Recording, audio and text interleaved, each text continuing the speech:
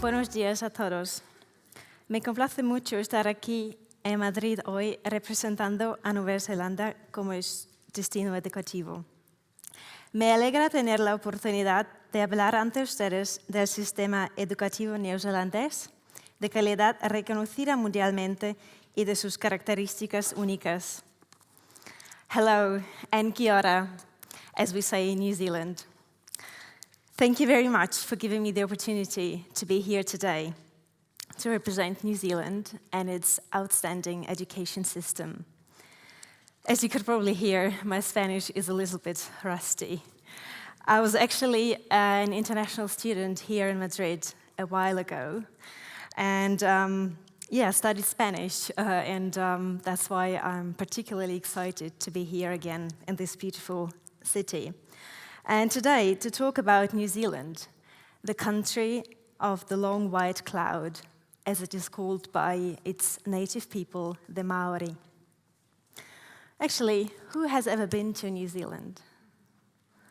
Okay, a few, but I can also see potential.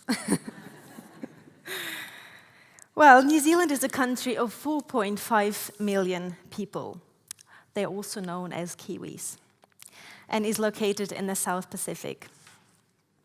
It is one of the youngest countries in the world, but has a rich and fascinating history that reflects the unique mix of Maori and European culture. Many years ago, Europeans from Great Britain, the Netherlands, Germany, Italy, and many other countries left their homes and embarked on a journey into the unknown. What they all had in common, though, was big dreams and the desire for change. They wanted something new and something better for their lives. And this very pioneering mindset, the curiosity and the courage of these people, the thirst for action and innovation spirit, is reflected in all aspects of New Zealand's life today. Now, big dreams, innovation, courage, those are all big words, right? But what do they actually mean? Let me give you some facts about New Zealand. Did you actually know that New Zealand was the first country in the world that gave women the right to vote in 1893? Did you know that bungee jumping was invented by a New Zealander? Anyone tried bungee jumping? No? Okay, me neither. Something else. Did you know that the first man who climbed the Mount Everest was a New Zealander, Sir Edmund Hillary? Well, we have lots of funny facts about the number of human beings in New Zealand versus the number of sheep, but that's a different topic. These and many other examples show that New Zealand is a place that truly embraces new thinking. And this is particularly reflected in its high-quality education system. In New Zealand, students are encouraged to think creatively, critically, and independently. Its state-funded education system focuses on teaching students to solve problems, to absorb, to analyze, and work with others to create and to innovate. And this is really the difference between truly understanding something and simply remembering it. We support debate, we support free thinking, we support flexibility, and New Zealand's teachers encourage students to be confident, to be connected, and always actively involved. Every year, approximately 100,000 students, international students, choose New Zealand as a study destination. They go to schools, they go to universities, to institutes of technology and polytechnics, or simply complete a short English course at an English language school. And this is often combined with a nice little holiday. At the latest sense, The Lord of the Rings or The Hobbit, everyone in the world knows how beautiful New Zealand is. But let's return to our schools.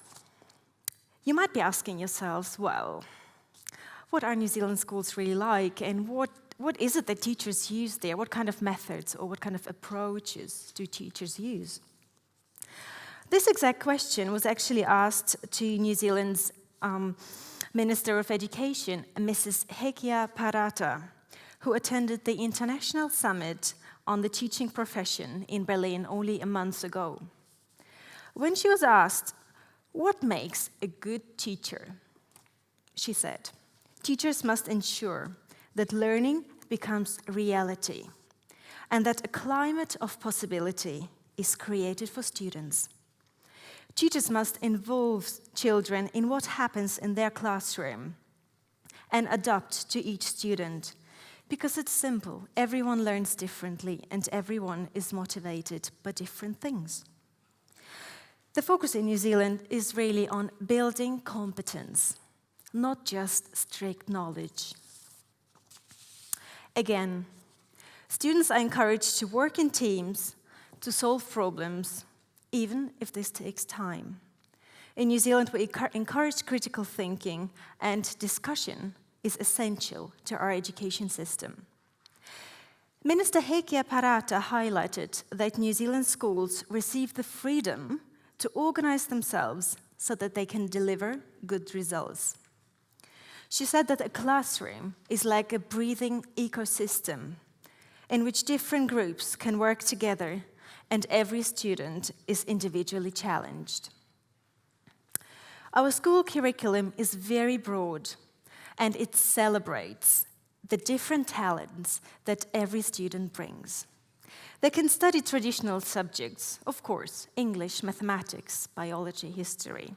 But on top of that, they can study a broad range of creative and innovative subjects, such as graphic design, outdoor education, fashion design, photography, etc. Subjects that are offered at New Zealand schools really prepare students for their future and ensure that they have the confidence to follow their own path so that they can become who they really want to become. You and I, we all know, the main purpose of education is supporting people to learn.